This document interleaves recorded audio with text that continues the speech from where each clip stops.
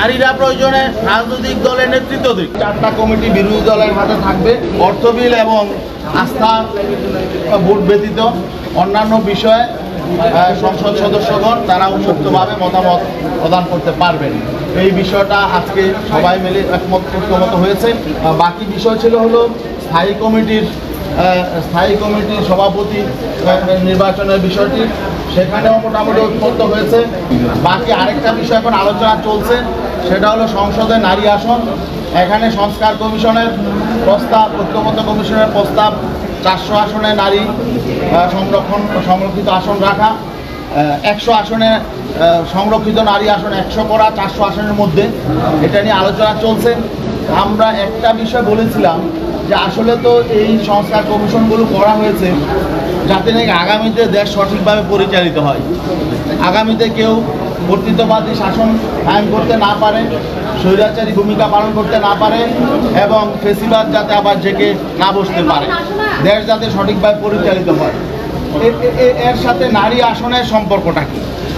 তাইলে দেখি বিগত দিনে সংসদে নারী আসন কম থাকার কারণে দেশ সংকটে ছিল, স্বৈরাচার প্রতিষ্ঠা হয়েছিল, ফেসিবাদী শাসন কায়েম হয়েছিল, এমন না। এটা নিয়ে এত আসলে এরকম ভাবে সংস্কার কমিশন এতটা চাপাচাপি করছেন যে 100 আসন হতেই হবে। এখানে তো নারীদের জন্য কোনো বাইন্ডিংস নেই, বরং এখানে তাদের 300 আসনে, এখন যে বিদ্যমান 300 আসনে তাদের প্রতিদ্বন্দ্বিতা করার সুযোগ আছে, সবারই ইকুয়াল রাইট আছে। এদের সংরক্ষণ করতে হবে কেন? যারা এখানে, আমরা তো বলছি যে নারীদের এখানে সম্মান বৃদ্ধির কোনো কারণ নেই, এদের জন্য আসন সংরক্ষণ করলে যে এদের সম্মান বৃদ্ধি পাবে বিষয়টা তো এমন নয়, বরং তাদের জন্য সম্মানের জায়গা হলো তারা এই 300 আসনেই প্রতিদ্বন্দ্বিতা করুক।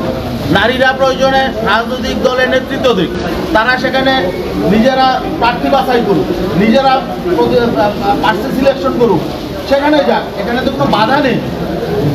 আমরা বলেছি যে তাদের সম্মান এবং মর্যাদা এই সংরক্ষিত আসনের দ্বারা সংরক্ষণ হবে না, বরং আমরা যেটা বলছি যে যেহেতু বৈষম্য বিরোধী আন্দোলন হয়েছে, এখানে কোনো বৈষম্যের প্রয়োজন নেই। আর যদি সংরক্ষণ করতে হয়, তারপরেও যদি, যেহেতু আমরা এখানে ঐক্যমত্যে বসতে চাই, আমরা একা আলাদা বিচ্ছিন্ন হতে চাই না, এই জন্য আমরা তারপরেও যদি অধিকাংশ রাজনৈতিক দল এর ব্যাপারে একমত হয়, তাহলে আমরা বলেছি আমাদের যে মূল দাবি যে সংখ্যানুপাতিক পিআর পদ্ধতির নির্বাচন, সেই সংখ্যানুপাতিক পদ্ধতিতে নির্বাচন হোক এবং সেখানে নারীদের একটা পোর্শন থাকবে, সম্মানজনক পোর্শন থাকবে। আমরা এটা বলেছি, পুরুষের যেমন থাকবে নারীদেরও থাকবে।